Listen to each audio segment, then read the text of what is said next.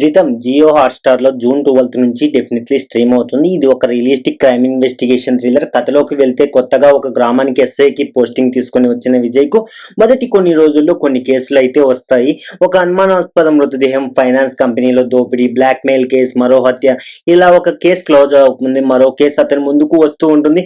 అసలు ఈ కేసులన్నిటికీ ఏమైనా సంబంధం ఉందా? ఎందుకు ఇన్ని రోజులు ఇవి పరిష్కారం కాలేదు? కొత్తగా వచ్చిన విజయ్ వీటిని ఎలా డీల్ చేశాడు? చివరికి అతను కనుక్కున్న నిజం ఏంటి అనేది సినిమాలో చూడాల్సిన విషయం. దర్శకుడు ఈ సినిమాని చాలా న్యాచురల్ గా తీశాడు. మొదటి భాగం చాలా స్లోగా ఉంటుంది. ఫస్ట్ మాస్ కమర్షియల్ ని చూసే వాళ్ళకి డెఫినెట్లీ ఈ సినిమా కొంచెం బోర్ అనిపిస్తుంది. అయితే అదే టైంలో నిజంగా ఒక పోలీస్ ఇన్వెస్టిగేషన్ జరుగుతున్న ఫీలింగ్ మాత్రం కలుగుతుంది. ఎక్కువ బ్యాక్గ్రౌండ్ స్కోర్ లేకుండా, అనవసరమైన హీరో ఎలివేషన్స్ లేకుండా స్టోరీని ముందుకైతే తీసుకెళ్లారు. మధ్య మధ్యలో చిన్న చిన్న ట్విస్టులు వస్తూ ఉంటాయి, కానీ అవి పెద్ద షాకింగ్ ట్విస్టులు అయితే ఏం కావు. ఇంటర్వెల్ కూడా నిజంగా నార్మల్ గానే అనిపిస్తుంది.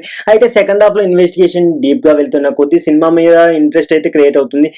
సో ముఖ్యంగా చివరి 20 నిమిషాలు సినిమాకి అతిపెద్ద బలం అని చెప్పాలి. ఒక్కో రహస్యం బయటపడే విధానం, ఒక్కొక్క క్యారెక్టర్ వెనుక ఉన్న నిజం రివీల్ చేసే తీరు చాలా బాగుంటుంది. క్లైమాక్స్ వరకు సస్పెన్స్ ని మెయింటైన్ చేసి చివరిలో మంచి కిక్ ఇచ్చాడు నిజంగా director. Shane Nigam acting wise విషయానికి వస్తే చాలా బాగా పర్ఫామ్ చేశారు. మొదట్లో అతని సాఫ్ట్ వాయిస్ కారణంగా పోలీస్ ఆఫీసర్ గా అంతగా కనెక్ట్ అవ్వకపోవచ్చు అందరికి, కానీ సినిమా ముందుకు వెళ్లే కొద్దీ అదే పాత్రకు నిజంగా ఒక ఇంప్రెస్ అనిపించింది. సో ఐ మీన్ ప్రత్యేకంగా అనిపించింది. అతను చాలా కూల్ గా ఉంటుంది, తెలివిగా కేసును ఛేదించే ఆఫీసర్ గా ఆకట్టుకుంటాడు. మిగతా పోలీస్ క్యారెక్టర్స్ కూడా చాలా న్యాచురల్ గా యాక్ట్ చేశారు. ఫైనాన్స్ కంపెనీ ఓనర్ పై జరిగే అటాక్ నుంచి ఎస్కేప్ అయ్యే సీన్ చాలా బాగా రాసుకున్నారు. ఇంకా బాగా చూపించారు కూడా. నిజంగా సినిమాటోగ్రఫీ, న్యాచురల్ లొకేషన్స్, లైటింగ్ అన్ని పెద్ద అడ్వాంటేజ్ ఈ సినిమాకి. యాక్షన్ సన్నివేశాలు కూడా చాలా రియలిస్టిక్ గా ఉన్నాయి. ముఖ్యంగా క్లైమాక్స్ ఫైట్ బాగా డిజైన్ చేసుకున్నారు.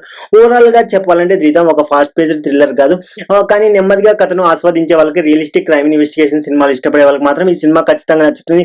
సినిమా మొత్తం ఒక రకమైన స్లో బర్న్ అనిపించిన చివరి 20 నిమిషాలు మాత్రం మీకు మంచి థ్రిల్ అనిపిస్తాయి. ఆల్రెడీ చూసింటే డెఫినెట్లీ మీ ఒపీనియన్ కామెంట్ చేయండి, మీ ఒపీనియన్ షేర్ చేయండి. That's it guys, thank you for watching. Please subscribe my channel.